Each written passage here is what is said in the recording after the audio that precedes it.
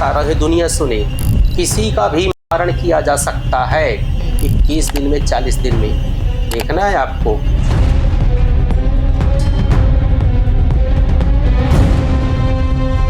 जिसने कम से कम 1 करोड़ जप संख्या का जप किया हो, मूल मंत्र का भगवती बगलामुखी के, अगर वो जप करे, ये संभव है, कोई थोड़ी मार देगा। मनुस्मृति में एक श्लोक है, महाभारत में भी थोड़े से अलग रूप में उसको लिखा गया है, धर्म एव हतो हन्ति धर्मो रक्षति रक्षिता। यानी कि अगर हम धर्म की रक्षा करेंगे तो धर्म भी हमारी रक्षा करेगा। इसको आजकल एक तरह से टूल बना करके और लोगों को ये बताया जा रहा है कि तुमको हथियार भी उठाना पड़े उस धर्म की रक्षा के लिए तो उठाओ। इसको आप किस तरीके से देखते हैं? क्या हमारा धर्म इतना कमजोर है जो कि 5000 से भी ज्यादा साल पुराना है और आज तक उसको इतने आक्रमणकारी आए, कोई उसको मिटा नहीं पाया, कोई उसको डिगा नहीं पाया? क्या हमारा धर्म इतना कमजोर है कि उसको इस तरह से रक्षा की जरूरत है? हमारा जो है धर्म अहिंसक है, हिंसा का कोई स्थान नहीं है। सबके साथ जो हो रहा है वो गलत है, लेकिन कतिपय विशेष परिस्थितियों में जब देश को संकट हो, माताओं को संकट हो, समाज को संकट हो, जैसे टीवी पर आजकल हम लोग देखते हैं कि अलग अलग जो धार्मिक चैनल हैं जी, तो उन पर बाबा लोग आते हैं, जैसे कि कथावाचन भी होता है या भगवत पुराण या उस तरह की चीज़ें होती हैं, नीचे हजारों की तादाद में लोग होते हैं, वो सुन रहे होते हैं। तो मैंने खुद ये ऑब्जर्व किया है कि वो लोग गलत कहानियाँ सुना रहे होते हैं। जैसे कि मान लीजिए कि वो रामायण की कोई कथा सुना रहे हैं, या तो वो बताएं कि ये वाल्मीकि रामायण का है या तुलसीदास के रामचरितमानस का है, कहाँ से वो उसको ले रहे हैं, वो स्रोत नहीं बताते। उन लोगों के लिए कहेंगे कि इन्होंने सर्वनाश कर दिया है हिंदू धर्म का, सनातन धर्म का। ऐसे कई लोग, आप सही बोल रहे हैं, मन गढ़ंत कहानियाँ जो शास्त्रों से कोई मतलब नहीं, कोई उसका सोर्स नहीं है कि किस रामायण से है, किस शास्त्र से है, किस पुराण से है, कहाँ बात लिखी है। कुछ को मैं देख रही हूँ कि बोल रहे हैं कि जीवों पे दया करो और खुद चमड़े से बना हुआ कोई क्रोकोडाइल का है, कोई बछड़ों का है, उनसे बने हुए बैग, पर्स कि वो उसको लेकर के घूम रहे हैं, उसको फ्लॉन्ट किया जा रहा है। ये दरअसल एक कालनेमी है।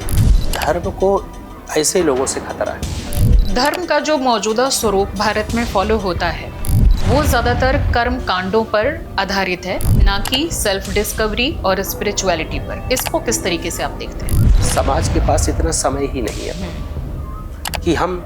कि मैं कौन हूँ। यही सच्ची आध्यात्मिकता है। सिर्फ कर्मकांड, मंदिर जाना, घंटी को बजाना, गौ को चारा देना, इन प्रक्रियाओं को, रिचुअल्स को फॉलो करना, ये सफिशिएंट नहीं है। मैं इंस्टाग्राम पर 1-2 महिलाओं का मैंने देखा कि वो खुद के नाम के आगे वो ज्योतिषाचार्य वगैरह लगा रही हैं कि वो एस्ट्रोलॉजर हैं और एस्ट्रोलॉजी बता भी रही हैं। मैं आपको लिंक भी भेजूंगी। और इस तरह के वस्त्र पहन के बैठी हैं कि उनकी बातें कोई क्या सुनेगा, कि उनको वो देख रहे हैं, ज़्यादा उस पर उल्टे सीधे कमेंट आ रहे हैं और वो बैठ के वहाँ पे ज्योतिष के ज्ञान दे रहे हैं। मुझे नहीं लगता कि उनको ज्योतिष का कोई नॉलेज भी होगा, लेकिन वो लोग जो कि लाखों की तादाद में उनको फॉलो कर रहे हैं, वो कौन सा ज्ञान उनसे लेने के लिए जा रहे हैं? दरअसल गलती उनकी नहीं है, गलती जो है तो ऐसे लोगों की है कि इनको डर चला गया है इनके जीवन से।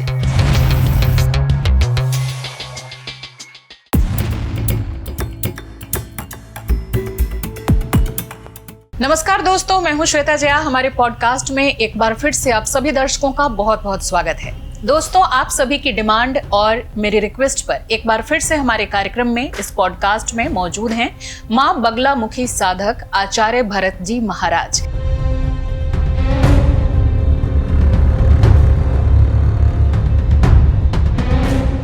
क्योंकि आप सब ने बहुत तरह के सवाल किए, पिछले एपिसोड में बहुत अच्छा रिस्पांस मिला आप सबका, तो आप सभी के उन सवालों के जवाब के लिए हमने रिक्वेस्ट की और आचार्य जी स्टूडियो में एक बार फिर से हमारे साथ मौजूद हैं। बहुत बहुत स्वागत है आपका। जय माई की। तो इतना ज़्यादा प्यार मिला दर्शकों का और उनके बहुत तरह के सवाल हैं, तो शुरुआत हम आज के पॉडकास्ट की करेंगे उन्हीं सवालों से। जो ऑडियंस का फॉलोअप क्वेश्चन है उसमें सबसे ज़्यादा जो दर्शकों ने सवाल पूछा है वो ये है कि किसी भी मंत्र का फल जल्दी कैसे मिले? क्या मंत्र साधना को तेज और प्रभावी बनाने का कोई तरीका है? सभी दर्शकों को जय माई की। सर्वमंगल मांगल्ये शिवे सर्वार्थ साधिके शरण्ये त्र्यंबके गौरी नारायणी नमस्तुते। सौवर्णासन संस्थितां त्रिनयनां पीतां सुकोलासनीं हेमाभाङ्गरुचिं शशाङ्कमुकुटस्यस्तम्पकस्त्रग्युतां हस्तैर्मुदगरपाशबद्धरसनां सव्यभ्रतीं भूषणैः व्याप्तांगीं बगलामुखीं त्रिजगतां सस्तंभनीं चिंतये। ओम बगलामुख्यै नमः, पीताम्बरायै नमः।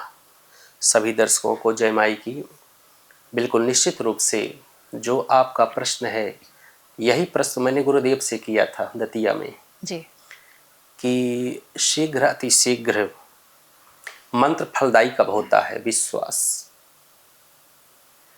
विश्वास कर लें, गुरुदेव पे विश्वास करें और उस मंत्र पे करें और भगवती पे करें। दीक्षा के बाद चाहे एकाक्षरी मंत्र की दीक्षा हो, चतुराक्षरी की हो या मूल मंत्र की हो, भगवती का जो बगलामुखी से संबंधित है जी। ये मंत्र तो गुरुदेव प्रदत्त कर देते हैं, आपको प्रदान करते हैं। पूर्ण विश्वास से, पूरे नियम से अगर आप साधना करोगे तो जल्दी वह फलदायी हो जाएगी, जल्दी वो सिद्ध होगी और भगवती की कृपा भी जल्दी प्राप्त हो जाएगी आपको। विश्वास, लगन और नियम, 3 चीजों से। बिल्कुल। और भी कई ऐसे दर्शक हैं जिन्होंने कि इस पर सवाल पूछा है कि उन्होंने खुद से इसकी शुरुआत की है, यानी कि कहीं से पढ़ लिया, कहीं से कुछ जानकारी मिल गई, तो क्या बिना गुरु के वो माँ बगलामुखी की साधना कर सकते हैं या इसका कुछ नेगेटिव प्रभाव भी पड़ सकता है? कुछ नहीं, संपूर्ण नेगेटिव प्रभाव पड़ता है, नकारात्मक प्रभाव पड़ता है।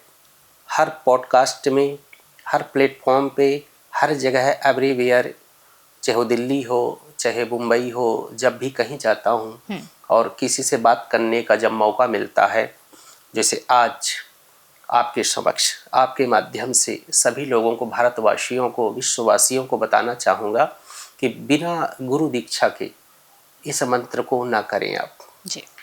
कारण ये मंत्र श्रापित और ये मंत्र कीलित होते हैं।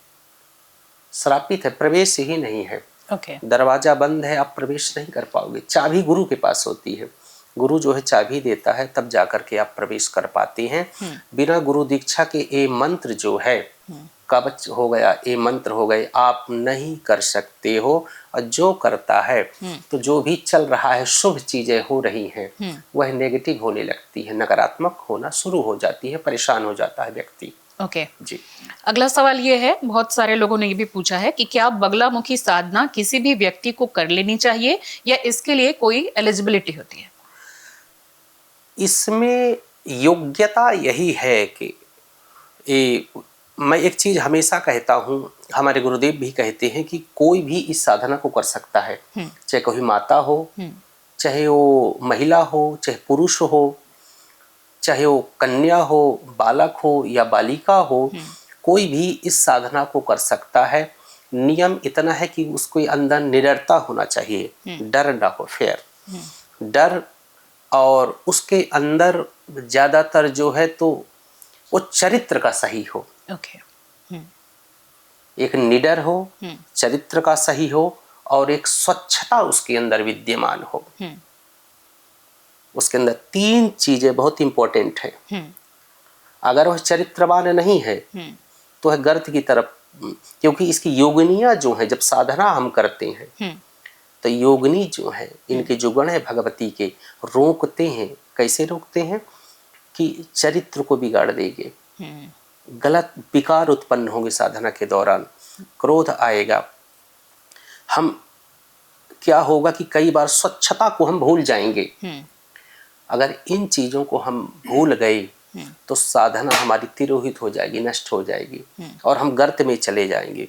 तो ये बहुत जरूरी है, हर साधक के जीवन में ये चीजें होना चाहिए, तभी वह साधना में आगे वो बढ़ सकता है। इंद्रियों पर काबू कैसे करें और कंसंट्रेशन को कैसे बढ़ाएं, जो लोग करना चाहते हैं इस साधना को? बहुत सारे मार्ग हैं। पहले तो आप एक आसन पे बैठने की कोशिश करिए।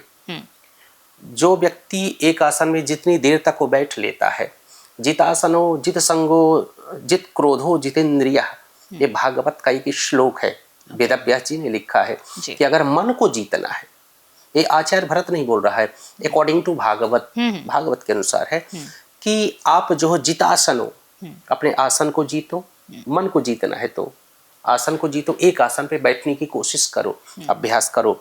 जित संगो, आपकी फ्रेंड सर्किल कैसी है उसको जीतो, और फिर अपने इंद्रियों को जीतो योग के द्वारा, योगिक क्रियाओं के द्वारा। 3 रूप से आप जो है मन को जीत सकते हो, और जिसने मन को जीता है तो उस मन को कहीं भी लगा दे। 2 तरह के लोग होते हैं, कुछ लोग मन के अधीन होते, और कुछ लोगों के जो मन है, मन जो है तो उनके अधीन हो जाता है। तो जो संत होते हैं, जो साधक होते हैं, वो मन पे कंट्रोल करते हैं, और जो ऐसे ही दुनियादारी में जो घूमने फिरने वाले लोग होते हैं, मन उनके ऊपर कंट्रोल करता है। मन चंचल है, हाँ। और वो उसके हिसाब से चल रहे हैं, तो मन ही गलतियां सब कुछ है फिर तो। हाँ बिल्कुल, निश्चित रूप से। बिल्कुल। कमेंट्स में कई व्यूवर्स ने लिखा कि उनके जीवन में नेगेटिविटी है बहुत ज़्यादा, और कुछ भी करते हैं मन नहीं लगता, काफ़ी डर में रहते हैं। वो जानना चाहते हैं कि इससे निकलने का सरल और प्रैक्टिकल तरीका क्या है। सूर्य को जल दें सुबह 6 बजे। अक्षरशः मैं जो कह रहा हूँ तो मैंने खुद जो आजमाया है, मैंने खुद अपने जीवन में भी जो उतारा है, उस चीज़ को मैं कोशिश करता हूँ निवेदन करने की। वो अलग बात है कि कमेंट में तो आजकल तो ट्रेंड चल पड़ा है कि सभी लोगों को कहीं ना कहीं कुछ अपशब्द का प्रयोग करना, यह सब चीज़ें करना। तो हर व्यक्ति जो है, तो हर व्यक्ति अंगूठा छाप नहीं होता है, हर व्यक्ति जो है तो ऐसी सीख करके नहीं आता है। कुछ लोग परंपरागत एजुकेशन को लेकर के आते हैं, साधना के आगे बढ़ते हैं। वो ये बताना चाहूँगा, डिप्रेशन है तो पहले सुबह उठिए आप। सुबह उठने के बाद अपनी हथेलियों को देखिएगा। कराग्रे वस्ते लक्ष्मी, कर मध्य सरस्वती, कर मूले स्थितो ब्रह्मा, प्रभाते कर दर्शनम। कप दर्शनम नहीं, कर दर्शनम, दैट्स मीन हाथ दोनों को देखिए। धरती माँ को प्रणाम करिए। देन आफ्टर दैट आप जो है तो स्नान करिए। स्नान करने के बाद पद्धति एक बता रहा हूँ, छोटी सी प्रक्रिया है। जो डिप्रेशन में रहता है, जिसकी हर कार्य बाधा उत्पन्न हो रही है और कलह है, बहुत सारी चीज़ें जो डिस्टरबेंस है, इसके बाद स्नान करिए, सूर्य को जल दीजिए आप। 3 बार गायत्री को पढ़ते हुए, गायत्री मंत्र को 7 बार वहीं प्रदक्षिणा करिए और साष्टांग दंडवत प्रणाम करिए आप। इसके बाद आकर के 3 माला गायत्री मंत्र का जप करिए आप बैठ करके लाल आसन पे।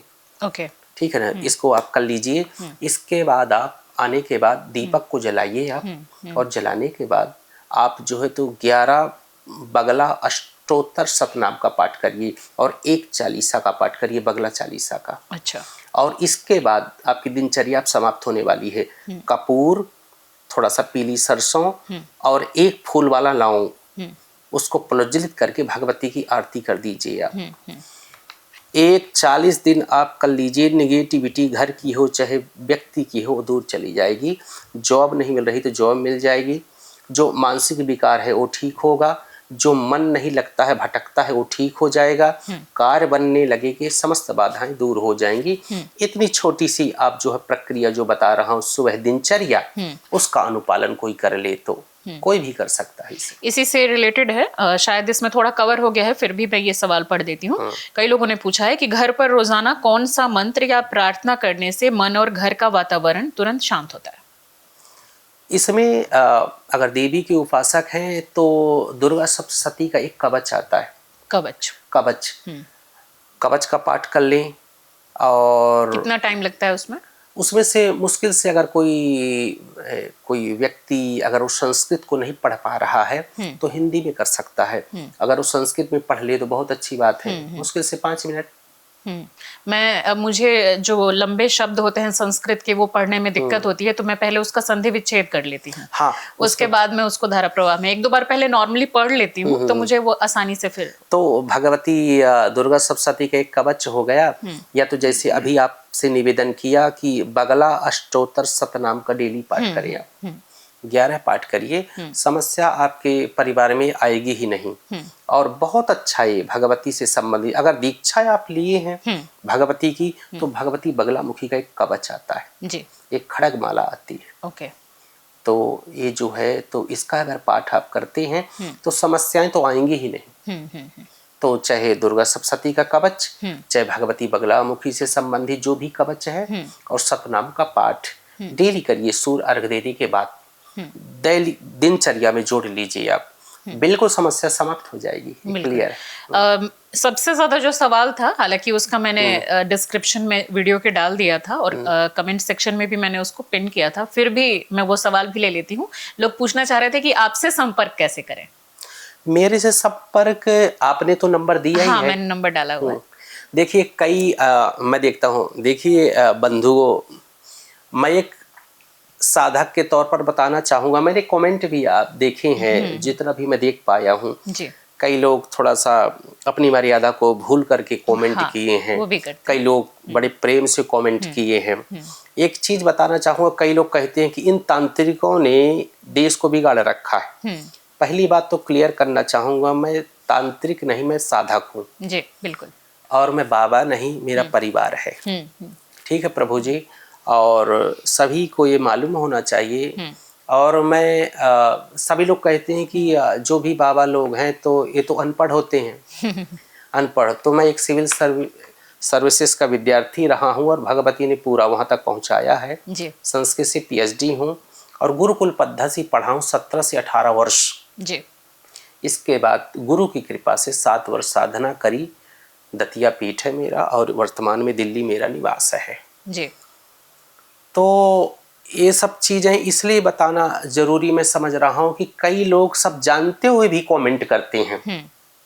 क्योंकि हमने तो ये पिछले एपिसोड में कवर किया था और कई लोग ऐसा करते हैं। UPSC KCR में कंप्लीट किया, सारा कुछ हमने सारा कुछ सामने है। मैं रोहिणी रहता हूँ, रोहिणी मेरा सेक्टर 1 है। जब से दतिया से आया हूँ, कथा करता हूँ। मेरा YouTube चैनल है आचार्य भरत जी महाराज, आप देख लीजिए पूरा डिटेल। मैं खाता क्या हूँ ये भी पता चल जाएगा, मैं कितने बजे उठता हूँ, क्या मेरी दिनचर्या है, सब कुछ वो सार्वजनिक है। क्योंकि छुपाता वो है जिसके अंदर पाप होता है, जो कहीं पढ़ा नहीं है, कुछ किया नहीं है, ये सब चीजें। तो मेरे से संपर्क ऐसा करें कि जो नंबर चल रहे हैं, हमारे प्रांशु शास्त्री हैं, अरुण शास्त्री हैं, वो आपके फोन को उठाएंगे। आप चाहे ज्योतिषीय विषय से संबंधित कोई जानकारी आप चाहते हैं, कई लोग कहते हैं महाराज जी फ्री में है। प्रभु जी यहाँ परिवार है, सब चीजें हैं। जब विश्लेषण होता है तो उसकी सेवा होती है। बिल्कुल बिल्कुल। चाहे ज्योतिष की हो, चाहे अनुष्ठान इसके महंगे होते हैं। दो चीज आप सुन लीजिए, क्लियर कर लीजिएगा, बाकी आप कमेंट में वो सब चीजें न करिएगा। मैं एक आचार्य हूँ, एक सब चीजें हैं। जब आप संपर्क करेंगे, चाहे आप ज्योतिष को दिखाना चाहें, कुंडली का विश्लेषण करना चाहें, या कोई बगलामुखी का अनुष्ठान करवाना चाहें। कई लोग कहते हैं महाराज जी चुनाव लड़ना है हमें, कई लोग कहते हैं कि हम रोड पे आ गए, कई लोग कहते हैं कि बहुत बाधा में है, कई लोग कहते हैं तंत्र हमारे यहाँ है। तो मैं कहता हूँ क्यों भटक रहे हो, बगलामुखी की शरण में आइए आप। बगलामुखी सब कुछ करती हैं। अगर यहाँ भी या कहीं भी आप जाइए, किसी से कराइए। मेरा तो कार्य मार्गदर्शन करना और संपर्क अगर आप करेंगे तो उस चीज को बताना। तो इन नंबरों से आप संपर्क करें। अगर आप आते हैं तो विधि विधान के सहित इतना वादा जरूर करता हूँ कि ज्योतिष पे अगर विश्वास नहीं होगा तो आपको हो जाएगा। हाँ, मैं हमेशा कहता हूँ कि आप यू शुड आस्क क्वेश्चन, आपको क्वेश्चन पूछना चाहिए। यू कैन आस्क क्वेश्चन, हाँ आप पूछ सकते हैं वट एवर यू वांट, जो आप चाहते हैं, क्योंकि वही कहेगा कि जो उसका अध्ययन किया हो। इसमें जो 2 सवाल हमने पिछली बार लिया था, मुझे याद आ रहा है। एक तो ये था कि क्या साधना से और मंत्र जाप से चुनाव जीता जा सकता है, और दूसरा था कि क्या ये इतना उस स्तर तक भी जा सकता है कि किसी को मारा भी जा सकता है। इस पर बहुत सारे लोगों के सवाल थे, इसको एक बार फिर से थोड़ा सा इन लोगों को बताइए। मतलब किस तरह के सवाल, क्या लोग जैसे अब वो कहना चाह रहे हैं कि नहीं इतना आसान होता तो कोई भी चुनाव जीत जाता, मुझे नहीं लगता। बहुत सारे लोगों ने इस तरह के कमेंट किए थे। और ना होता तो लोग अपने दुश्मनों को मरवा देते, ऐसे लिखा था। नहीं, सब नहीं मार सकते। अगर कोई कह दे कि अगर जाकर के मैं भगवती का नाम लेकर के मार दूंगा, उसके लिए अगर किसका दूध होता है जिसके स्वर्ण के बर्तन में रखा जाता है, शेरनी का। अच्छा। स्वर्ण के पात्र में होता है ना। मैं बता रहा हूँ, दुनिया सुने, किसी का भी मारण किया जा सकता है 21 दिन में, 40 दिन में। देखना है आपको, किसी साधक के करीब आइए आप, किसी का भी, कौन कर सकता। प्रश्न उठेगा कि कैसे, हाउ इज दिस पॉसिबल, कैसे, यही पूछा था लोगों ने। हाँ, अब इसका उत्तर मैं दे रहा हूँ। जो साधक हो जिसने कम से कम 1 करोड़ जप संख्या का जप किया हो, मूल मंत्र का, भगवती बगलामुखी के, अगर वो जप करे, ये संभव है। कोई थोड़ी मार देगा। साधक अगर चाहे तो ओरिजिनल साधक हो, फेक नहीं जो चल रहे हैं सब। कई पॉडकास्ट में बता देते हैं कि ये मंत्र कर लो आप, ये मूल मंत्र का करो पाठ, ये बीज मंत्र का करो। उनको ये नहीं पता कि ओरिजिनल साधक कभी मंत्रों का उच्चारण सार्वजनिक रूप से मंच से नहीं करता, इतने गुप्त होते हैं। वो कैसे कर सकता है? ये फेक है। वो शावर मंत्र या बीज मंत्र कोई भी नहीं आप कर सकते हो। मैं कभी देखे हैं मुझे करते हुए? मुश्किल है। हाँ। नहीं, ये गुप्त होते नहीं कर सकता। मारण प्रयोग अगर कोई साधक ओरिजिनल है वो, तो कहीं भी किसी के लिए कर सकता है और किसी को मारा जा सकता है, किसी को मारा जा सकता है। लेकिन दिनों में समाप्ति। लेकिन दो चीजें हमारे गुरुदेव ने, या जो अच्छे साधक होंगे तो हमेशा कहते बेटा दो चीजों से बचना, एक मार, एक उच्चाटन। उच्चाटन दिमाग खराब कर देना। उच्चाटन का मतलब पागल बना देना। तो क्योंकि ये पाप है, अगर आप करोगे तो आखिरी समय में जो है तो कहीं ना कहीं इसके दुष्परिणाम होंगे।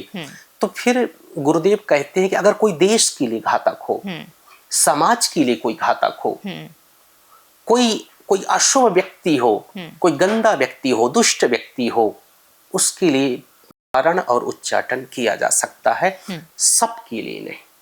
लेकिन होता है, कौन कर सकता है? साधक कर सकता है। कुछ और सवाल थे, जैसे कि क्या तंत्र और काला जादू सच में मौजूद है, तो फिर सरकारें और पुलिस इन्हें रोक क्यों नहीं पाती, या खुद वैसे साधकों की मदद लेकर उनका इस्तेमाल अपने काम में क्यों नहीं कर पाती? ये लोकतंत्र है, डेमोक्रेसी।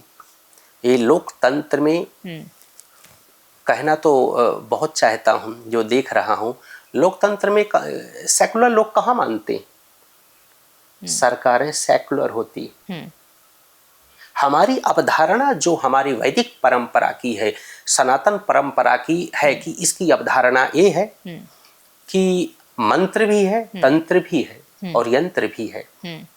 सरकार अगर लेना चाहे तो ले सकती है, लेकिन सरकार नहीं लेगी इसका सहारा। लेकिन वही सरकार बनने से पहले जब तक वो नेता हैं, चुनाव लड़ रहे हैं, इंडिविजुअल है ना, वो इंडिविजुअल तो लेते हैं वो सहारा, 100% लेते हैं।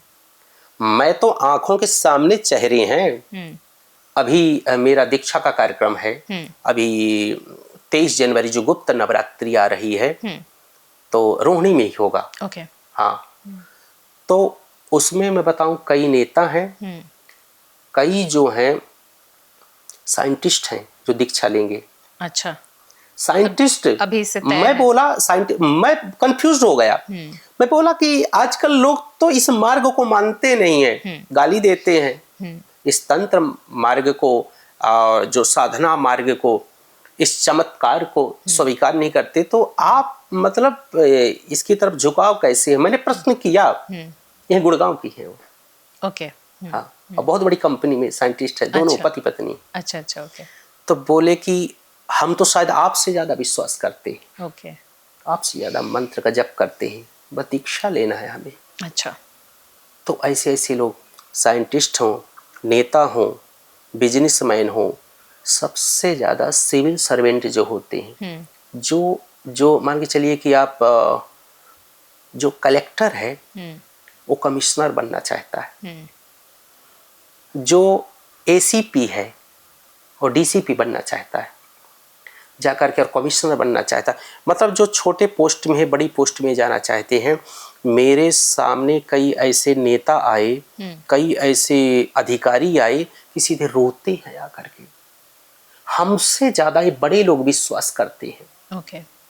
जितने बड़े लोग हैं, आपको क्या लगता है कि बड़े लोग हैं, बहुत प्रॉब्लम इनके जीवन में होती है। हम सुखी हैं, हम आनंदित हैं सभी लोग ना। एक्चुअली इच्छाएं बहुत है ना सबकी, बहुत ज्यादा जो है कि इससे और आगे जाना है और ऊपर जाना है। अच्छा ये बताएं, सब पढ़े लिखे हैं, अगर वो विज्ञान को भी देखे हैं वो लोग, बिल्कुल, अध्यात्म को भी देखे हैं, अगर चमत्कार नहीं होता, पुनः एक बार कह रहा हूँ, चमत्कार इस देवी के अंदर है। कलयुग में अगर आपको चमत्कार देखना है तो बगलामुखी की शरण में जाइए, उसका अनुष्ठान करवाइए, और जो भी उसके मंत्र हैं, अगर दीक्षा लिए हैं तो उसके मंत्र का जाप करिए, चमत्कार स्वयं दिख जाएगा आपको। ओके।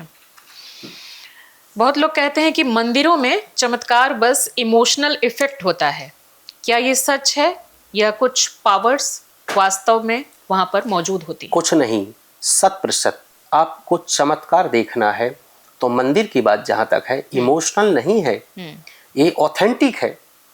जो कहते हैं वो अनभिज्ञता उनके अंदर है। तो उसका मतलब कैसे प्रमाण दिया जाए उन सवाल पूछने वालों से? उनको कैसे प्रमाण दिया जाए?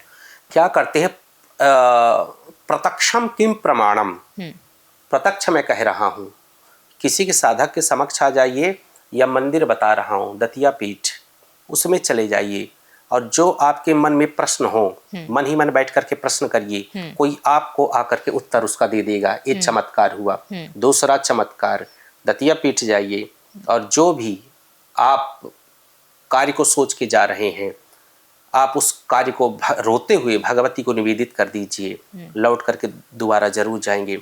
चमत्कार क्या होता है? जो आपको लगता है इम्पॉसिबल है, जाने के बाद वो पॉसिबल हो जाए।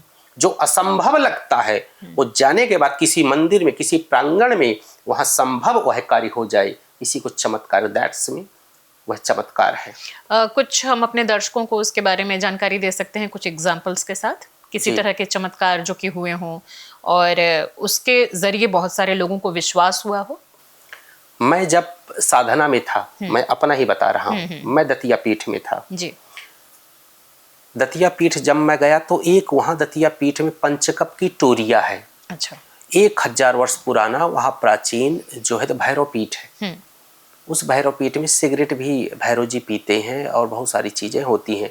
वो चमत्कारिक पीठ है। अच्छा। दिन में जाने से डर लगता है। अच्छा। इतना मतलब वो शमशान घाट के अंदर है। ओके। तो पीठ में कुछ दिन रहा मैं। फिर गुरुदेव ने कहा कि बेटा अब पहाड़ियों में जाओ, क्योंकि अब तुम्हारा साधना का दूसरा चरण शुरू है। अच्छा।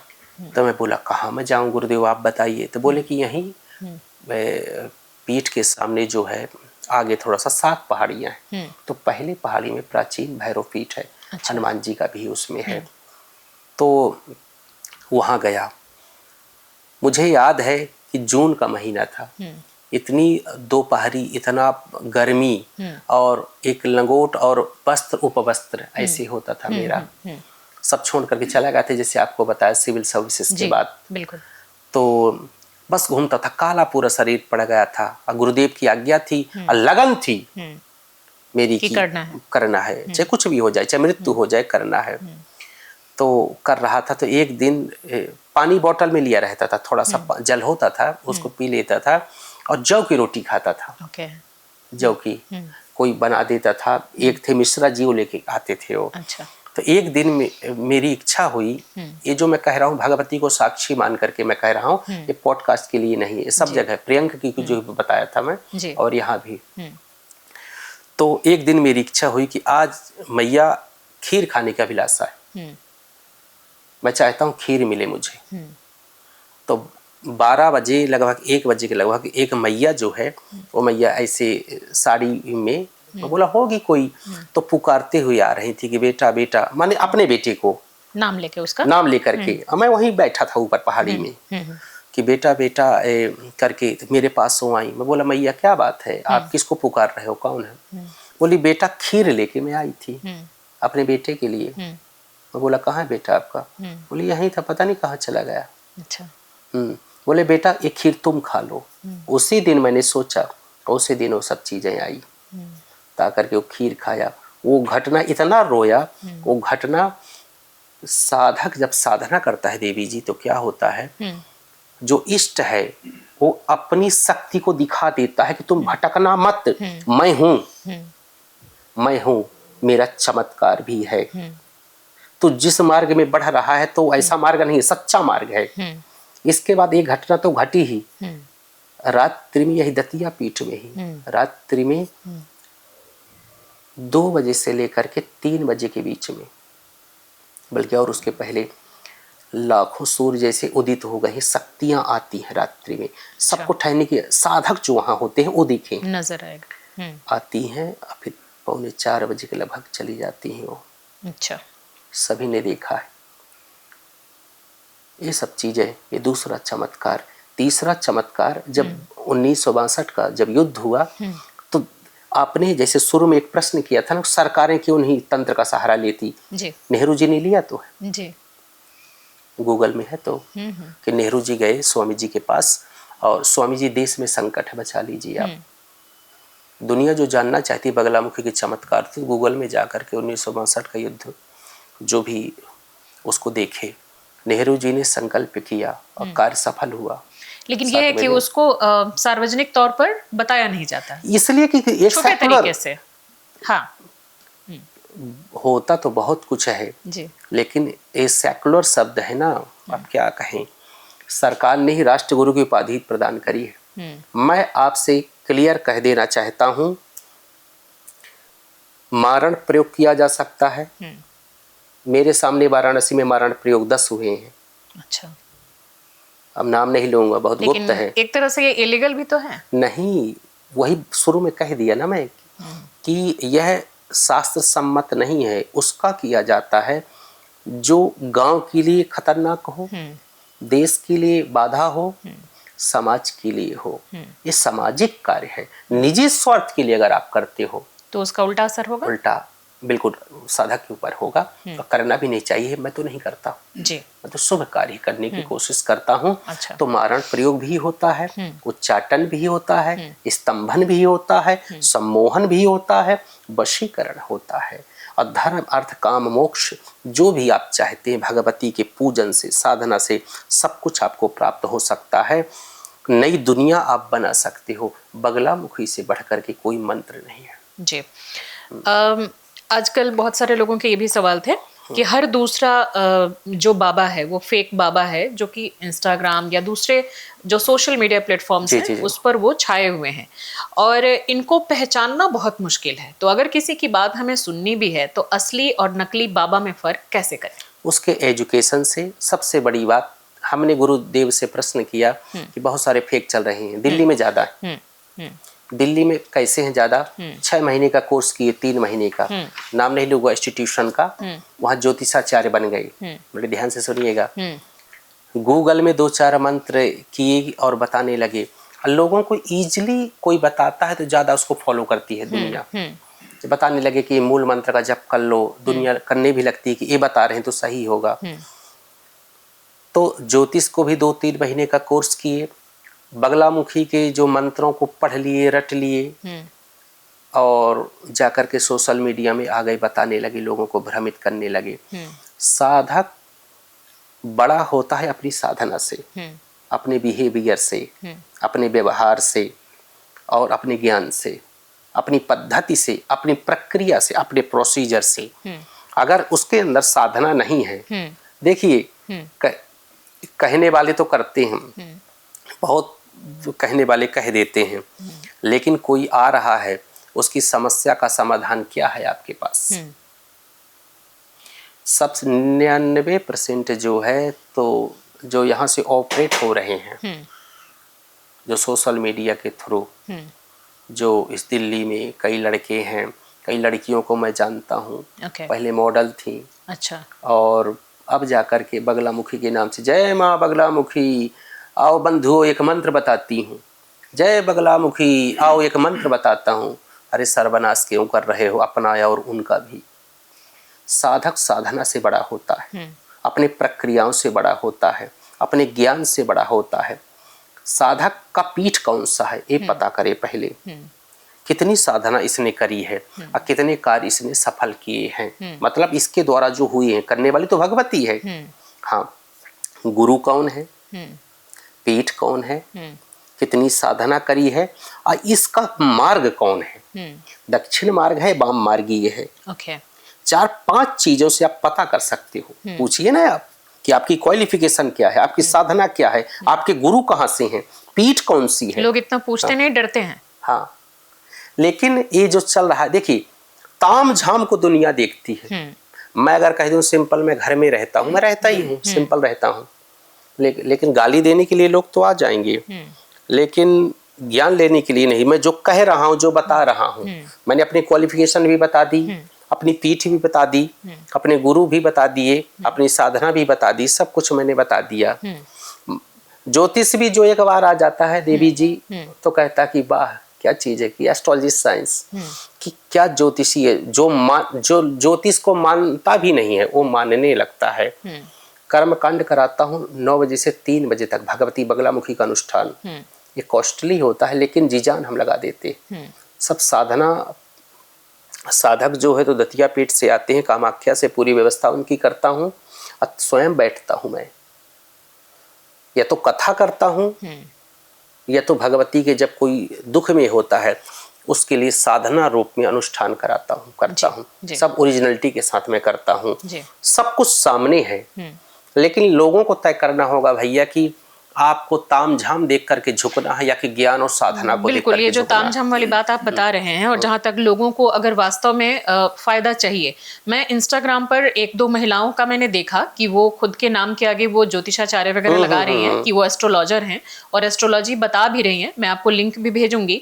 और इस तरह के वस्त्र पहन के बैठी हैं कि उनकी बातें कोई क्या सुनेगा, कि उनको वो देख रहे हैं, ज्यादा उस पर उल्टे सीधे कमेंट आ रहे हैं और वो बैठ के वहां पे ज्योतिष के ज्ञान दे रहे हैं। मुझे नहीं लगता कि उनको ज्योतिष का कोई नॉलेज भी होगा। लेकिन उन लोगों के लिए क्या कहेंगे, ये तो ज्योतिष का दुरुपयोग कर ही रहे हैं, लेकिन वो लोग जो कि लाखों की तादाद में उनको फॉलो कर रहे हैं, वो कौन सा ज्ञान उनसे लेने के लिए जा रहे हैं? कुछ नहीं, दरअसल गलती उनकी नहीं है। गलती जो है तो ऐसे लोगों की है कि इनको डर चला गया है इनके जीवन से।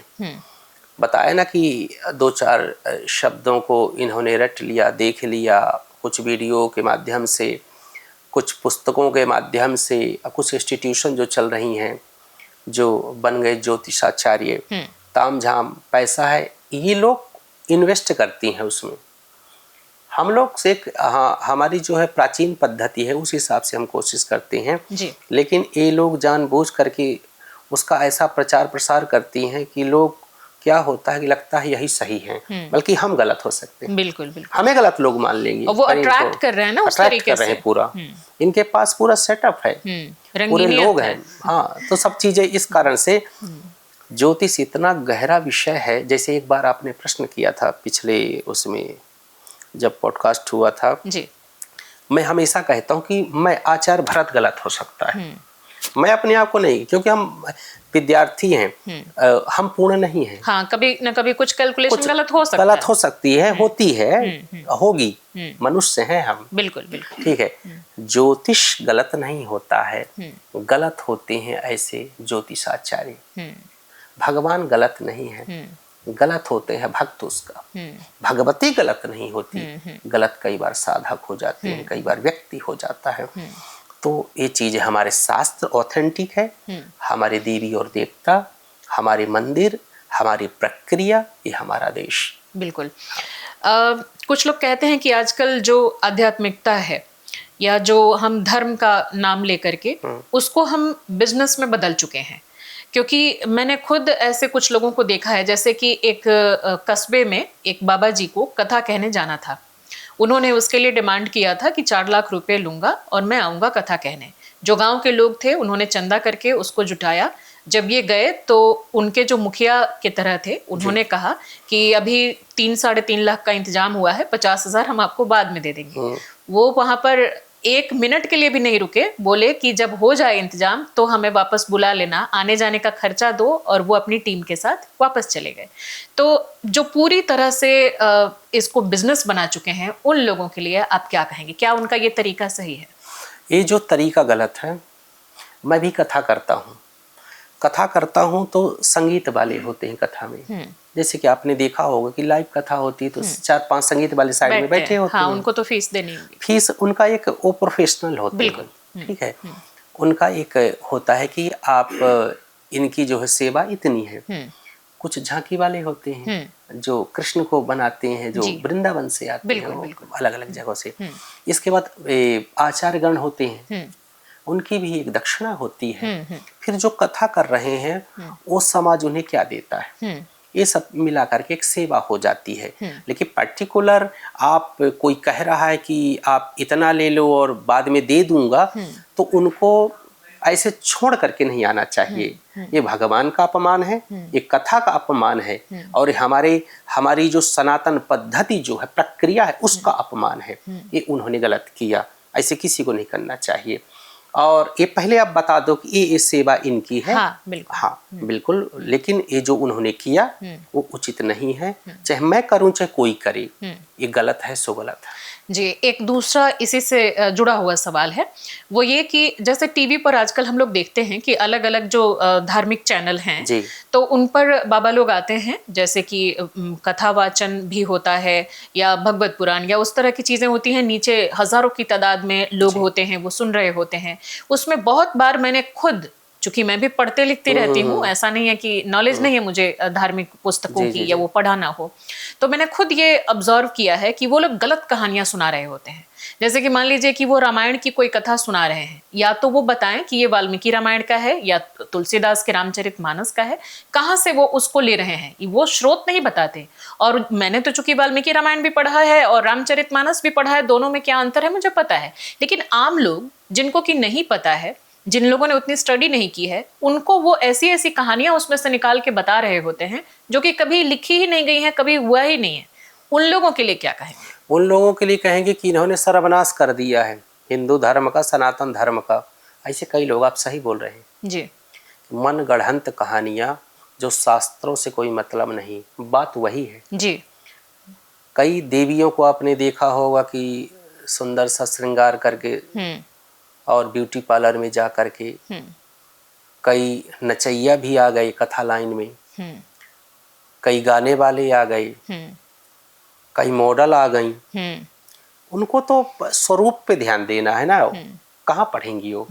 हम जैसे लोगों को जो परंपरागत पढ़े 18-18 वर्ष गुरुकुल में, कितना उनको अपना तो भाव समय नहीं कोई लगाया। देता। बिल्कुल बिल्कुल। उनको तो पूछता नहीं, कहते चमक धमक नहीं है। ये कितना दुखद है। बहुत दुखद है। यही लोग, आप 100% आप सत्य बोल रहे हैं कि कोई उसका सोर्स नहीं है कि किस रामायण से है, किस शास्त्र से है, किस पुराण से है, कहाँ बात लिखी है, कहाँ। कई लोग तो टोटका भी ऐसे बताते हैं कि जा करके ऐसा कर दो, वैसा हो जाएगा, ये कर दो, वो हो जाएगा। उसका सोर्स क्या है, वो कहाँ लिखी है। जैसे मैं बताया कि सतनाम कवच जो है दुर्गा सप्तशती में है, कवच यहाँ है। जो बीज मंत्र कहाँ लिखे हैं, कीलित है, श्रापित है, कौन सा ऋषि है, कौन सा शास्त्र है, तंत्र में कहाँ क्या है, ये प्रक्रिया एक हो गई। लेकिन कुछ ऐसे लोग हैं जो बहुत चल रहे हैं, कुछ देवी हैं और कुछ जो हैं तो ऐसे पुरुष वर्ग जो कि अपने आप को महाराज और श्री श्री 108 श्री लाख श्री करोड़ों श्री और जा करके ये तो स्वयं भ्रमित हैं और लोगों को भी भ्रमित कर रहे हैं। निश्चित रूप से ये चल रहा है और लोगों को ऐसी कहानियां सुना सुना करके लोग भी बड़े लोग खुश होकर के सुन रहे हैं, सुनते हैं। कुछ तो पढ़े लिखे हैं तो भी उनको कोई फर्क नहीं पड़ रहा, हाथ जोड़ के बैठे हैं, और कुछ को तो मैं मानती हूँ कि उनको नॉलेज नहीं है, बिल्कुल, तो उनको दिग्भ्रमित किया जा रहा है। निश्चित रूप से। एक इसी से और रिलेटेड तीसरा सवाल है कि बहुत सारे बाबा लोगों को, चाहे वो मेल हो फीमेल हो, उनको मैंने देखा है कि मंच से बैठ के तो वो ये ज्ञान दे रहे हैं कि जैसे कि हमें शाकाहार का प्रयोग करना चाहिए, जीवों पर दया करनी चाहिए, इस तरह की बातें हैं, या इससे रिलेटेड और भी चीजें बताई जा रही हैं जो कि ठीक है, बहुत अच्छी बात है, और लोग उसको फॉलो करें तो बहुत अच्छा होगा हमारी पूरी सोसाइटी के लिए और जीवों के लिए भी, धरती के लिए भी। दूसरी तरफ मैं देखती हूँ कि वो जैसे कि कहीं विदेश भ्रमण पे गए, वहां पर वो अजीबो गरीब अतरंगी चीजें कर रहे हैं, दूसरों को बोलते हैं कि शराब मत पीना, वहां खुद शराब पी के नाच रहे हैं, वीडियो कुछ निकल जा रहा है, कुछ वायरल हो जा रहा है। कुछ को मैं देख रही हूँ कि बोल रहे हैं कि जीवों पे दया करो, और खुद चमड़े से बना हुआ कोई क्रोकोडाइल का है, कोई बछड़ों का है, उनसे बने हुए बैग, पर्स, वो सब कुछ महिलाओं को देखा मैंने कि वो उसको लेकर के घूम रहे हैं, उसको फ्लॉन्ट किया जा रहा है एयरपोर्ट जाते समय या कहीं भी। उन पर जब लोग कॉल आउट करते हैं तो कहा जाता है कि तुम झूठ बोल रहे हो, तुम गलत बोल रहे हो। अगर वो उसका आप टैग भी दिखा दें कि देखो इस पर्स पे ये टैग किसकी बात आप कर रहे हैं, तो फिर बोला जाता है कि इसमें तुम ही उसको कभी देशद्रोही बोल दिया जाएगा, कभी धर्मद्रोही बोल दिया जाएगा और अपना चेहरा चमकाया जाएगा। इन लोगों को, इन बाबाओं को किस तरीके से देखते हैं? ये दरअसल एक कालनेमी है। कालनेमी, हाँ, एक शब्द है ना रामायण में। हाँ हाँ, कालनेमी को जानती हूँ मैं, उसमें पढ़ा है। तो कालनेमी है, धर्म को ऐसे लोगों से खतरा है जो ज्ञान क्रिया में नहीं दिखता, जो एक्शन में नहीं दिखता, जो ज्ञान का इम्प्लीमेंटेशन खुद के लिए नहीं करते, ये धरती के भार हैं जी। और अब इनके लिए मैं क्या शब्द करूं, ये काफ़ी है कि यही जो है तो धूर्त हैं और ऐसे लोग कि कहेंगे कि मांस मदिरा का सेवन न करें, स्वयं करें, और जो ड्रेसिंग सेंस की बात करें, सनातन सेंस की बात करें और जा कर के विदेश में जा कर के उटपटांग आचरण करें, यही तो कालनेमी है। कालनेमी रावण जो है तो ऐसे ही तो आया था। वेश क्या था? सीता ने विश्वास क्यों किया कि वेश जो था वो साधु का था, और साधु के नाम पे कलंक है लोग। चमड़े का ये चीज उपयोग करना, दूसरी चीजें खान पान पे कंट्रोल ना होना और जाकर के बहुत सारे गलत आचरण करना, तो ये जो है तो उन जो सच्चे संत हैं उनको भी बदनाम कर रहे हैं और अपने धर्म को, अपनी मान्यता को भी बदनाम कर रहे हैं। इन लोगों का बहिष्कार होना चाहिए और ऐसे लोगों से हमें बचना चाहिए। आपको लगता है कि ऐसे लोग हमारे सनातन धर्म को और ज्यादा पिछड़ापन यानी उसको और पीछे की तरफ ढकेल रहे हैं? निश्चित रूप से कर रहे हैं। क्या है कि दुनिया जब देखती है, जो आपने कहा कि मैं भी देखा था कि वो चमड़े वाली जो बात है कि वो रियल है, वो हुआ था। जब आप क्यों यूज करते हो, सार्वजनिक जीवन में जीते हो तो कुछ मर्यादाएं होती हैं और फिर कोई कहता है तो आपको दुख लगता है। या तो मान लो कि गलती से आपने इस्तेमाल कर लिया तो गलती मान लीजिए। हाँ, कि मुझे नहीं पता था।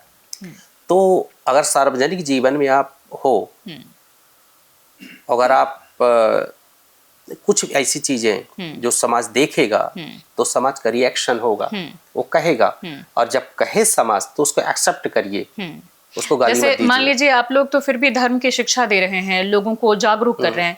जैसे मेरा फील्ड ये नहीं है, मैं एक जर्नलिस्ट हूँ, एक क्रिएटर हूँ, लेकिन फिर भी मैं इस चीज को भी मैंने कई बार सोशल मीडिया पर भी डाला है। जैसे मैं अपने लिए भी बोलूँ, हूँ मैं वेजिटेरियन, मैं वीगन बनने की कोशिश कर रही हूँ, जिससे कि और ज्यादा जो परेशानियां हैं हमारे जीव जंतुओं की वो दूर हो सके। साथ ही मैं भी पहले सिल्क के कपड़े पहनती थी, सिल्क की साड़ियां पहनती थी, मैं लेदर शूज पहनती थी, लेदर जैकेट पहनती थी। जैसे जैसे मुझे इन सब चीजों का आइडिया हुआ कि ये गलत है, ये किसी को तड़पा के किसी जीव जंतु को कष्ट देकर के ये बनाया जा रहा है, मैंने उन चीजों को एक झटके में छोड़ दिया और आगे भी कोशिश जारी है कि और उसको करें।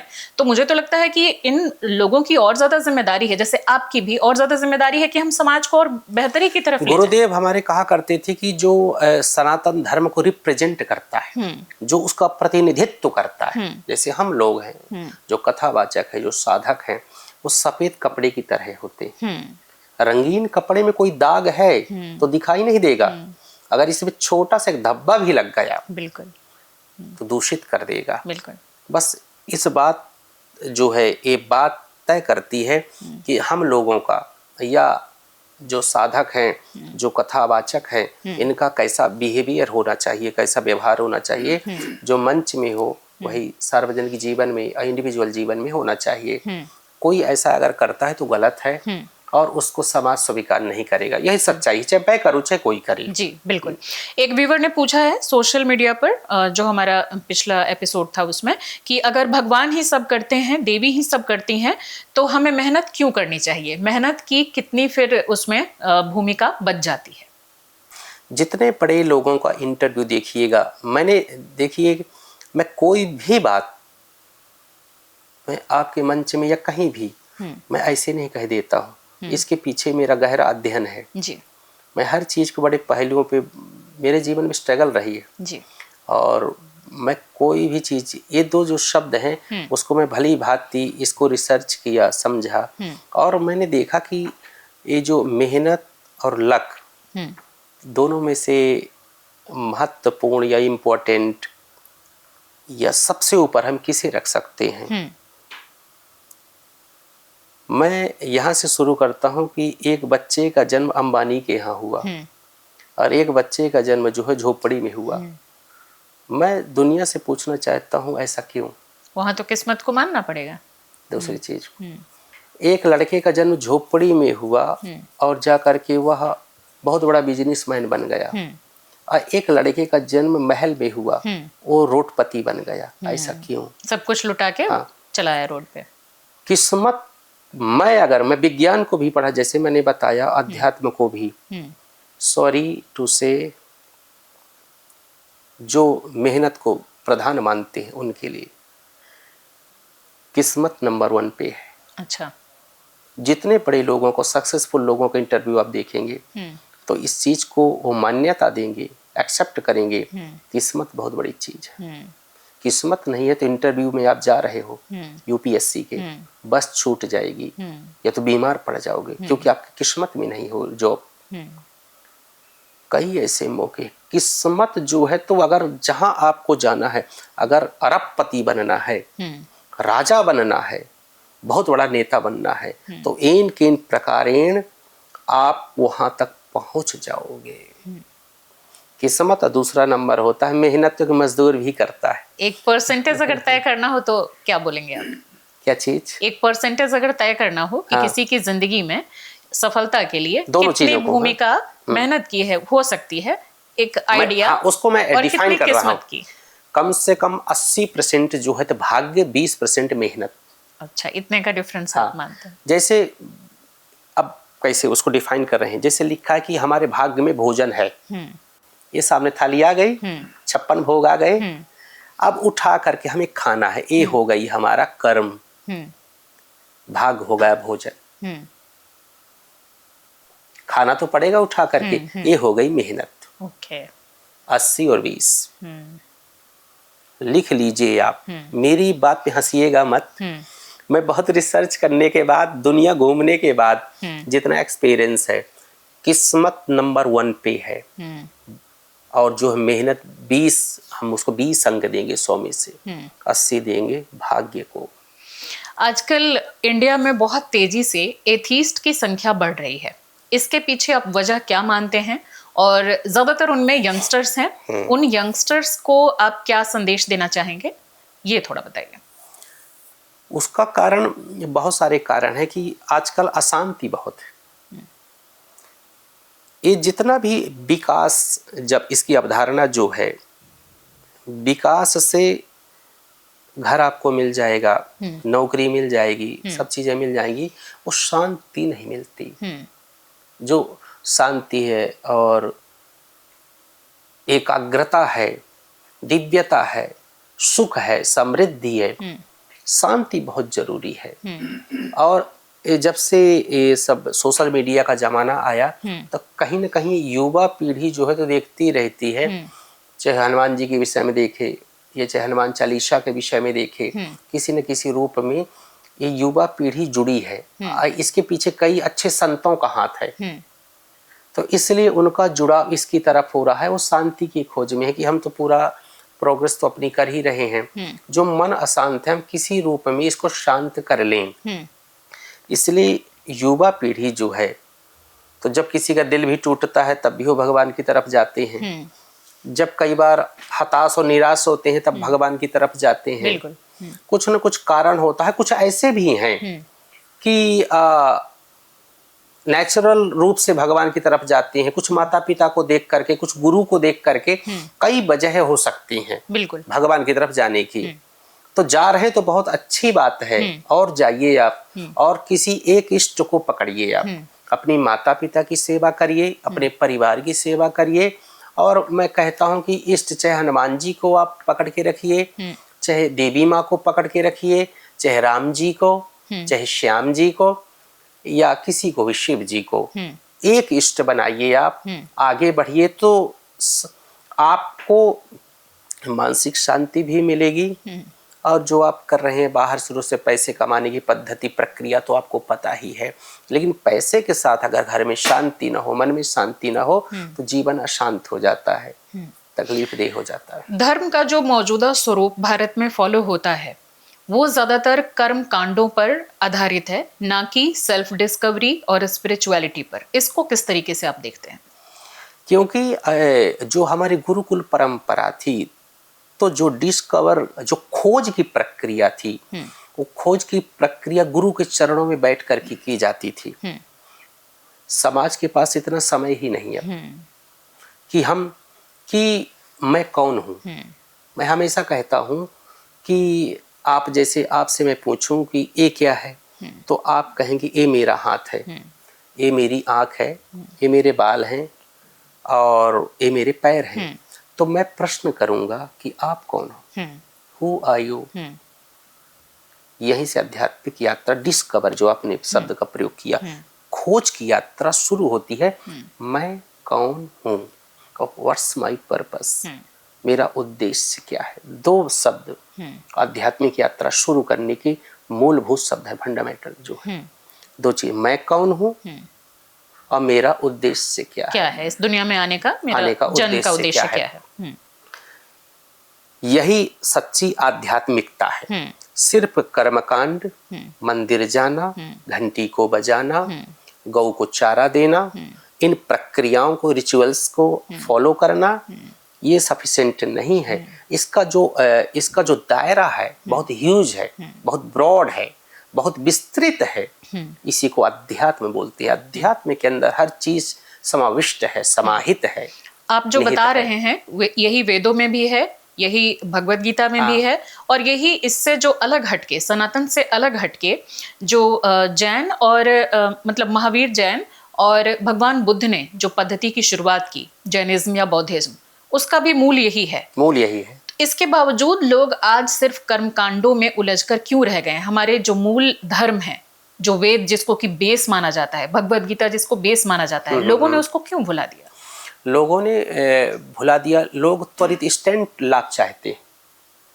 डिस्कवर कोई नहीं करना चाहता, खोज कोई नहीं करना चाहता कि मैं कौन हूँ, मैं कहाँ से आया, मेरा कर्तव्य क्या है, मैं क्या ऐसे ही नौकरी करके और सब चीज करके मुझे मर जाना ही है कि और कुछ है इसके अपार्ट, कुछ इसके अलावा। आदमी सिर्फ मैगी की तरह, चाहे वो शादी करे मैगी की तरह, वो तुरंत भगवान को एक जैसे नहीं कहते कि ट्रांजैक्शन गए, भगवान जी इंस्टेंट चाहिए, गए और जा करके भगवान जी ये मैं कर रहा हूँ, इसके बदले में ये दे दो। अगरबत्ती लगा रहा हूँ 1 रुपए की, मिश्री चढ़ा रहा हूँ, मुझे 5 करोड़ का पूरा बंगला दे दो, आप ये चीज कर दो। ये अवधारणा हो गई है, वहां तक पहुंच ही नहीं पा रहे हैं। लेकिन ऐसा नहीं कि सब लोग हैं। कतिपय बड़े बड़े मठों में, और मैं कई ऐसे अधिकारियों को जानता हूं कि मैं तो दंग रह गया उनको देख करके कि इतना नॉलेज गहरा उन्हें है, जो कि अच्छे लेवल के अधिकारी हैं। जब मुझसे सत्संग होता है भारतवर्ष में ही, तो इतना गहरा आध्यात्मिक नॉलेज है उन्हें, वेदों के ऊपर है और इन हमारे दर्शनों के ऊपर है, वेदांत के ऊपर है, भागवत के ऊपर है, अष्टांग योग के विषय में उनके है।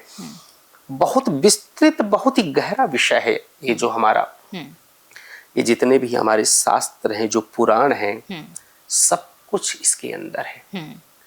लेकिन हम उस पे ध्यान नहीं दे रहे। कतिपय दे रहे हैं, कुछ लोग हैं, कुछ लोग बहुत बताने वाले, कुछ लोग समझने वाले।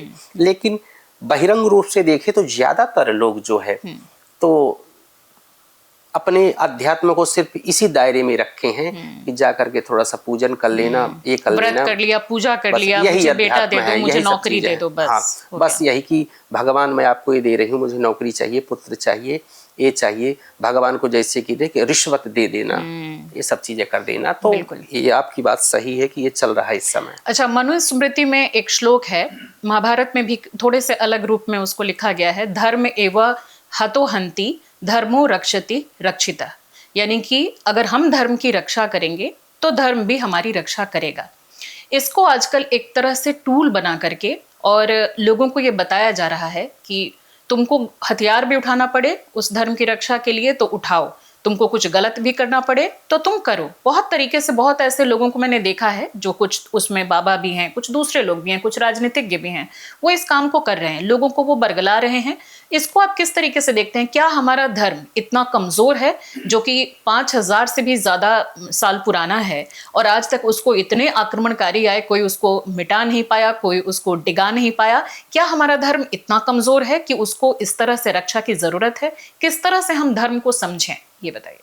अहिंसा परमो धर्मा, धर्म हिंसा तथैव च। क्या होता है कि वही मूल अवधारणा, मैं इसमें इसको ये ऐसे रूप में डिफाइन करना चाहूंगा, ये अपने आप ही श्लोक ही जो है तो धर्म हिंसा तथैव च, दूसरा इसका पार्ट है कि हमारा धर्म जो सिखाता है कि हमें सहिष्णु नहीं, अभी बात चली थी टॉलरेंस इंटॉलरेंस की, तो असहिष्णु सहिष्णु, हिंसा और अहिंसा, हमारा जो है धर्म अहिंसक है, हिंसा का कोई स्थान नहीं है, हिंसा का कोई स्थान नहीं है। लेकिन दूसरा एक पार्ट है धर्म हिंसा तथैव च। लेकिन जब किसी बेटी की या किसी बहू की या बहन बेटियों का कोई अपहरण कर रहा हो, वहां अगर आपका धर्म क्या हो सकता है? रक्षा करना, रक्षा करना। तो जो अहिंसा है, जो हिंसा है, वहां अहिंसा के रूप में परिणित हो जाएगी। जो अभी अधर्म था, किसी की हिंसा करना, अगर आप रक्षा करते हो किसी बहन बेटी की, वो धर्म हो जाएगा।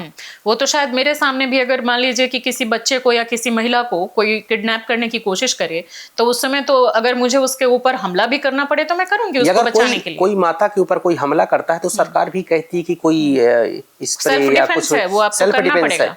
देश के ऊपर ठीक है, बिल्कुल। जैसे भारत के सैनिक हैं, जिसको मैं प्रणाम करता हूँ, साष्टांग दंडवत प्रणाम करता हूँ, अपने देश की, अपनी संस्कृति को, अपनी सनातन को और माताओं को, ये 3-4 चीजों को हम दिल से प्रणाम करते हैं। जाकर के कोई आतंकवादी आ रहा है और कह दें कि हमारा कि अहिंसा परमो धर्म, लेकिन अहिंसा वहां धर्म नहीं है, वहां हिंसा धर्म है। उनको मारो, आने न दो, वो तो करना ही होगा। परिस्थिति तय करती है कि उसकी डेफिनेशन क्या होगी। तो आपको लगता है कि ये जो इन लोगों को जो सबके साथ किया जा रहा है, क्या वो सही कर रहे हैं? सबके साथ जो हो रहा है वो गलत है, लेकिन कतिपय विशेष परिस्थितियों में ज्ञान होना चाहिए। जब देश को संकट हो, माताओं को संकट हो, समाज को संकट हो, इन परिस्थितियों में अगर इसका सहारा भी ले, जैसे कृष्ण भगवान, विराट रूप को कृष्ण भगवान ने दिखाया, बहुत सारी चीजों को दिखाया, पहले अहिंसक रूप को दिखाया, सब कुछ दिखा दिए, लेकिन जाकर के फिर क्या करना पड़ा कि हे अर्जुन, मां क्लैव्या, तुम कैसे कायर हो सकते हो, उठो। फिर अर्जुन कहता नष्टो मोह स्मृतिर्लब्धः त्वत्प्रसादान मयाच्युता, कि मैं वही करूंगा हे कृष्ण जो आप चाहते हो। कहे सब अधर्मी है, सब अधर्मी है। अगर तुम अहिंसक बने रहोगे तो अधर्मी जिंदा रहेंगे। यानी कि सही दिशा और सही नॉलेज होनी चाहिए कि कब हमें क्या करना है। बस एग्जैक्टली कि क्या करना है। अधर्म कब धर्म बन जाएगा, धर्म कब अधर्म बन जाएगा। और अगर पितामह की गलती क्या थी, जब द्रौपदी की लाज जा रही थी तो उन्होंने नहीं बोला, नहीं बचाया, नहीं बोला, बोलना चाहिए था। वहां उनका धर्म था, वो धर्म था। लेकिन परिस्थिति को देख करके एक नारी की जब लाज जा रही हो, वहां चुप रहना भी अधर्म है। वो तो बिल्कुल है, लास्ट में उनको भोगना पड़ा। तो परिस्थिति तय करती है, सिचुएशन, देश, सीमाएं, समय, ये सब तय करता है कि उसकी डेफिनेशन एग्जैक्टली क्या होगी। ये सब चीजें होती हैं। थोड़ा सा और हम सवाल शक्तिपीठ और साधना ऊर्जा से संबंधित कर लें। क्या बगलामुखी साधना का इस्तेमाल, जिस तरह से हम कह रहे हैं कि किसी को नुकसान पहुंचाने के लिए किया जा सकता है, उसको आप किस तरीके से देखते हैं कि जो माता की हम पूजा करते हैं, क्या वो उसके बावजूद भी अगर कोई वैसे करे कि कोई, हम जैसे मान लीजिए मैं पूजा कर रही हूँ, माता को मानती हूँ, मेरे साथ अगर कोई गलत करना चाहे मंत्रों के जाप से और किसी से करवाना चाहे जो कि साधक हो, तो क्या मेरे ऊपर भी वो करवा सकता है? बिल्कुल, निश्चित रूप से हो जाएगा वो। हाँ, हो जाएगा। कई बार हमारे ऊपर भी होता है। अच्छा, आपके ऊपर भी होता है? मतलब होता है, क्या होता है कि जैसे किसी चीज को मान के चलिए कि 100% तंत्र किया गया, आपको क्या लगता है कई अनुष्ठान जो हैं ऐसे भगवती की कृपा से हुए हैं कि कई तांत्रिक जीने नहीं देते। अच्छा, आज भी हैं, फोन करते हैं, कई लोग प्रयोग करते हैं, लेकिन हमें एहसास होगा, अच्छा, कंपन होगा, लेकिन अपने जो वो चाहते हैं वो सफल नहीं हो पाएंगे। अच्छा, हमें एहसास हो जाता है कि हमारे ऊपर तंत्र का प्रयोग हुआ है। ओके, वो करेगा तो हमें एहसास होगा, आएगा वो मंत्र। अच्छा, उसकी काट कुछ करेंगे आप फिर तुरंत हमें पता चल जाएगा तुरंत। लेकिन होता हमारे ऊपर भी है। कई बार शरीर कंपन करने लगेगा, कई बार घबराहट होने लगेगी, कई बार अचानक कोई दुर्गंध आने लगेगी, कई बार उठ के बेचैन होकर के बैठ जाएंगे। एक बार मैं कथा कर रहा था यही रोहिणी में, तो एक बहुत बड़े तांत्रिक हैं, तो वो नहीं चाहते थे कि मैं वहाँ कथा करूं। अच्छा। अभी 3-4 साल की वो बात है। एक माला लेकर के वो आई, अभिमंत्रित करके, और उनकी साधना प्रेतिक साधना है। अच्छा। शमशान इत्यादि की। ओके, वाम मार्गी। हाँ, तो आए और इतनी खुशबू उस माला में थी कि आज भी खुशबू नहीं भूली मुझे। ओके। मेरे ऊपर डाल दिए। अच्छा। डाले, एक अंग मेरा कंपायमान हो गया, ओहो। पूरा वो चीजें हुई, पसीने पसीने, ओके। आभास हो गया। और वो 2 मिनट बैठे चले गए मुस्कुराते हुए। बोला ठीक है, आप छेड़े हो तो कोई बात नहीं, कुछ करना पड़ेगा। वो करना पड़ेगा। फिर उनका पैर ही नहीं है एक। अच्छा। अभी तक एक ही पैर है बचा है। अच्छा, बस इशारा काफी है। समझ गई, समझने वाले सारे समझ गए होंगे। अच्छा, क्या हर इंसान में साधना की क्षमता जन्म से होती है या उसको डेवलप भी किया जा सकता है? नहीं, ये ईश्वरीय कृपा से होती है। या अगर जैसे मेरी साधना 2013-14 के बाद, 13 के बाद जो है, क्या होता है कि जहाँ से आपकी साधना पूर्व जन्म में छूटी है, वहीं से आपकी जुड़ जाएगी। ओके। ये पूर्व जन्म के प्रारब्ध तय करते हैं। अच्छा। ये कोई सिस्टम नहीं है कि इसको आपको डेवलप कर लो, आप ये चीज कर लो। भगवती की कृपा से ही गुरु मिलता है। अच्छा। भगवती की कृपा से ही साधना में आगे बढ़ते हैं। 33 कोटि देवी देवता हैं। कोई दुर्गा की कर रहा है, कोई शिव की कर रहा है। जो साधना जिसकी जहाँ से छूटी थी वो वहां से मिल जाएगी, वो गुरु प्राप्त हो जाएंगे उन्हें। अगर कोई व्यक्ति साधना शुरू करता है और उसको शैडो दिखाई दे, कुछ नेगेटिव एनर्जी फील हो, कुछ आवाजें आए, कुछ नाइटमेयर्स आए, तो क्या उसको वहां पर रुक जाना चाहिए या आगे बढ़ते रहना चाहिए? उसमें कुछ खतरा हो सकता है या नहीं? कोई खतरा नहीं होता है, ये होगा ही। अच्छा। जब गुरु मंत्र देते हैं, एक चीज और सबको एक जानकारी देना चाहूंगा कि हमारी 23 तारीख को गुप्त नवरात्रि में दीक्षा का प्रोग्राम है जी। जो साधक है, जो ओरिजिनल साधक हैं, जो मिसयूज इस मंत्र को ना करें, तो इन नंबरों पे जो भी है आप चल रहे हैं, संपर्क आप कर सकते हैं। रोहिणी में दीक्षा का कार्यक्रम होगा, गुप्त नवरात्रि 23 जनवरी को। बसंत पंचमी भी है, ये चीजें होंगी। तो आपका जो प्रश्न है कि शैडो इत्यादि जो दिखना, मंत्र को नहीं रोकना चाहिए, ये होगा। अच्छा, आगे बढ़ना चाहिए। हाँ, आगे बढ़ना चाहिए, कुछ नहीं होगा। उसे डर होता है कि कोई खड़ा है, ऐसा होगा आपको कि लगता है कोई पीछे से पकड़ने वाला है। पायल की आवाज, घुंघरू की आवाज, भयंकर बड़ी बड़ी आंखें, चारों तरफ हजारों चेहरे, ये होगा। इसीलिए बगलामुखी की साधना में थोड़ा सा दिल स्ट्रांग होना चाहिए, मजबूत होना चाहिए हमारे। बहुत लोग कहते हैं कि मैं पूजा करता हूँ लेकिन मुझे उसका फल नहीं मिलता। फिर उसी कर्मकांड पे हम आ रहे हैं कि अधिकतर लोग तो फल की प्राप्ति के लिए ही पूजा पाठ करते हैं, ना कि मन की शांति या फिर अपने आप को खोजने के लिए। तो उनके लिए ठीक है, अब उनके सवाल हैं तो उनके लिए बताइए कि क्या करें। क्या होता है कि कई लोग ये प्रश्न करते हैं कि पहली बात तो एक चीज बता देना चाहता हूँ कि लगातार 12 वर्ष में साधना सफल हो जाती है। अच्छा। कोई भी कुछ भी काम आप करो, चाहे आप मीडिया में हो, चाहे आप पुलिस में हो, या कोई आप मंत्र का जप कर रहे हो, कुछ भी कर रहे हो आप, 12 साल कंटिन्यू अगर आपने कर लिया तो आप उसमें जो है मास्टर बन जाओगे। अच्छा। वो सफल हो जाता है। दूसरी चीज, अब कई लोग पूजन करते हैं, उनके जीवन में उतने दुख आते हैं। क्या होता है, जब हम पूजन करते हैं तो हमारे अशुभ जो कर्म है सामने आते हैं। ओके। साधना के दौरान होगा। अच्छा। अशुभ कर्म आते हैं। और जैसे मान के चलिए कि हवन कुंड प्रज्वलित है, आग लगी हुई है, आप जप कर रहे हो, आपके जो अशुभ काम आकर के भस्मी हो रहे, वो खूब आएंगे। जब पूजन करोगे तो ज्यादा आएंगे। ओके। दुख आएंगे, तकलीफ, उसको छोड़िए मत। ये किसी साधक ने कहा था मुझे। ओके। ऐसी कृपा रही कि अच्छे अच्छे उच्च साधकों से जो है उनके दर्शन करने का मुझे सौभाग्य मिला है, आशीर्वाद मिला है। साधकों का और बड़े बड़े सिद्धाओं का, इस दास को बहुत आशीर्वाद मिला है। एक एक चीज जैसे आप प्रश्न करते हैं ना, मैं भी चरणों में बैठ करके पूछा करता था जी। जैसे जब मैं साधना करता था बहुत तकलीफ हुई मुझे। ओके। मैं अब क्या बताऊं आपको, बहुत ज्यादा। तो पूछता था ऐसा क्यों होता है, बालक ही था। तो बोले कि इसलिए होता है, हवन कुंड जल रहा है, आप साधना कर रहे हो, जितने अशुभ कर्म हैं तीव्रता से 100 की स्पीड में आएंगे, सामने दिखेंगे, भस्मीभूत होते रहेंगे, और आपको लगेगा कि मैं तो पूजन कर रहा हूँ, क्यों आ रहे हैं। मत छोड़िए आप उसे। काम वासना आएगी, रोग आ जाएंगे, बहुत सारी चीजें आएंगी। जैसे ही वहां से अकाउंट खाली हुआ, फल मिलना शुरू हो जाएगा। फल मिलना अचानक 1000 उससे स्पीड से होगा। ओके। बिल्कुल ये चीज करिए आप, यही इसका उत्तर है। आजकल बहुत सारे लोग ब्रोकन रिलेशनशिप, टॉक्सिक बिहेवियर से, हार्ट ब्रेक से, इन सब से बहुत जूझ रहे हैं। किसी के साथ कोई गलत करके चला गया, इन सब चीज़ों से लोग बहुत परेशान हैं, मेंटल स्ट्रेस है। क्या इनके लिए भी कोई खास पूजा हो सकती है? अभी कल ही ऐसा केस आया, मैं क्या कहूँ, अब देख करके बड़ा रोना आया मुझे। मिसयूज बहुत हो रहा है।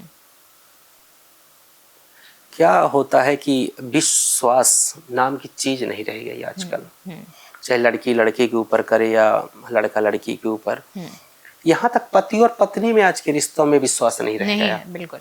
मैं देखता हूँ ना, मैं कुंडली देखता हूँ, सब चीजें, तो हालांकि अब क्या कहा जाए, वो तो इंडिविजुअल उनके रिश्ते हैं। ये टूटना, ये बिखरना, डिप्रेशन में जाना, ये बहुत सारी चीजें होना। लेकिन मैं ये चीज जरूर कहता हूँ कि भगवती बगलामुखी की जो भी साधक होगा, ऐसे व्यक्ति आएंगे ही नहीं धोखेबाज। और आएंगे भी तो भगवती दूर कर देगी। सब भगवती का जब अनुष्ठान होता है तो क्या करती है, जो शत्रु हैं उनको तो दूर करती ही है, जो शत्रु आने वाले हैं, जो गुप्त शत्रु हैं, उनको भी डिस्ट्रॉय कर देती है, दूर हटा देती है, मित्र बना देती है। और जो प्रॉब्लम्स आने वाली हैं वो आती ही नहीं है, छू के चली जाती है। इसलिए कहता हूँ कि इस कलयुग में भगवती से बढ़कर के कोई मंत्र, प्रक्रिया कुछ नहीं है। ये ब्रह्मास्त्र विद्या है, इसका प्रयोग अचूक है। ये जब चलता है तो बड़े बड़े कार्यों को सिद्ध कर देता है। ये कॉस्टली जरूर है, महंगा है, तरीके से होता है, नेता अभिनेताओं का, बिजनेसमैनों का अनुष्ठान है, लेकिन हिम्मत करके सभी लोग भी करा सकते हैं। लेकिन इसका प्रयोग जब हो जाता है तो जीवन में सब कुछ संभव हो जाता है, इससे बड़ा कुछ नहीं। एक आखिरी सवाल, मेडिटेशन कितना जरूरी है हमारी दिनचर्या के लिए और लाइफस्टाइल को बेहतर बनाने के लिए? मेडिटेशन योगः चित्त वृत्ति निरोधः अथ योगानुशासनम। चित्त की वृत्ति जो है, आप लेजर जानते हैं कितना जरूरी है, इस बात से समझिएगा। लेजर ही बोलते हैं ना, जो ये प्रकाश है ना, एक प्रकाश, एग्जाम्पल देता हूँ, ये प्रकाश लेजर लाइट होती है। हाँ, एक प्रकाश है। ये क्या किसी लोहे को काट सकता है प्रकाश? नहीं, अभी तो नहीं काट सकता। नहीं काट सकता। क्यों? क्योंकि तीव्रता नहीं है उसमें, तीव्रता नहीं है, एकत्व तो नहीं है। हाँ, उसका कंसंट्रेशन होगा तो वो काट देगा। पानी भी काट सकता है। लेजर लाइए, यही लाइट जब एकत्रित हो जाती है, संघे शक्ति जब इकट्ठा हो जाता है वो तेज, तो किसी चीज को काट देता है। मेडिटेशन क्या होता है कि अभी हमारी चित्त वृत्ति बिखरी है, मुंबई में है, एक काम में है, यहाँ है, वहाँ है। जब हम चित्त की वृत्तियों को बिल्कुल समेट लेते हैं और यहाँ एकत्रित करते हैं तो कुछ भी आप काम कर सकते हो। दिशा और दशा दोनों चेंज कर सकता है, बहुत इंपॉर्टेंट है। जो सुबह करता होगा या जो भी चीज है वो प्रसन्न रहेगा, उसके अंदर एक तेज रहेगा, एक ऊर्जा रहेगी, याददाश्त बहुत तेज हो जाएगी। और आज्ञा चक्र है, मूलाधार, स्वादिष्ठान, मणिपुर, अनाहत, विशुद्ध, आज्ञा, सहस्त्र, ये चक्र ये खुल जाता है। ओके। सब कुछ कर सकता है, बहुत बड़ी चीज है वो, आध्यात्मिक है। पढ़ना पड़ेगा लोगों को, ये सब चीजें हमारी बहुत कुछ छुपा है, बहुत कुछ सही। बिल्कुल। तो इसी के साथ हमारे इस कार्यक्रम को समाप्ति की तरफ ले जाया जाए। और हमारे वो तमाम दर्शक जिन्होंने हमारा पिछला पॉडकास्ट देखा था, आपसे कई तरह के सवाल पूछे थे और जानकारियां लेनी चाहिए थी, मुझे लगता है उन सबको उनके सवालों के जवाब मिल गए होंगे। आगे भी हम और कार्यक्रम करेंगे क्योंकि आपकी डिमांड काफी ज्यादा है दर्शकों के बीच में, और आपने बहुत ही वैल्यूएबल जानकारी दी। मुझे पर्सनली भी पिछली बार भी काफी फायदा हुआ था, इस बार भी मुझे लग रहा है कि मेरे बहुत सवालों के जवाब आपने दिए। बहुत बहुत धन्यवाद। जय माई।